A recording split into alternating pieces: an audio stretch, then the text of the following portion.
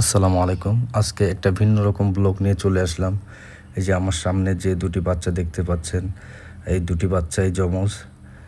তো শোনা যাক এই বাচ্চা দুটি কেমন আছে এবং তারা কি হয়, তাদের মুখ থেকে শুনবো। আপনি কি হন? দাদা আর দাদি। দাদি না? জি। আপনি কি খুশি দুইটা যমজ বাচ্চা আছে?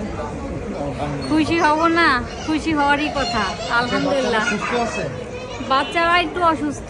অসুস্থ আছে? জি, জন্ডিস হয়েছে। জন্ডিস। জন্ডিস? জি। আচ্ছা, দাদার কাছে চলে যাব। দাদা, আপনি কি খুশি? আলহামদুলিল্লাহ, অনেক খুশি। কি বাচ্চা হয়েছে? ছেলে বাচ্চা দুটাই। ছেলে বাচ্চা?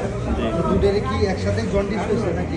একটা হয়েছিল, একটা থেকে পরবর্তীতে অন্যটা রয়েছে। আচ্ছা, এটার কি সমস্যা? মানে ওই একটা থেকে এখন দুজনেরই একই সমস্যা, জন্ডিসের। প্রথমে একটা জন্ডিস ছিল। তো শুনতেই তো পারলেন, আসলে যমজ বাচ্চা হলে একটা অসুস্থ হলে তার বিপরীতটাও অসুস্থ হয়ে যায়। আসলে আমার কাছে ভেরি ইন্টারেস্টিং লাগছে। সবাই ভালো থাকবেন, সুস্থ থাকবেন। আল্লাহ হাফেজ, আসসালামু আলাইকুম।